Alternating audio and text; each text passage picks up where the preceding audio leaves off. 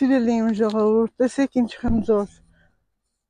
Շուտով ձյունը կգա, առաջի ձյունը, բայց մենք դեռ խնձորների քաղում ենք։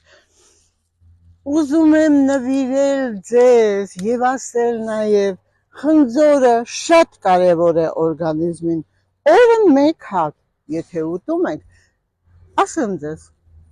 չեք հիվանդանա ոչ մի հիվանդության, որովհետև նրա մեջ կա միկրոէլեմենտների, հանքանյութերի,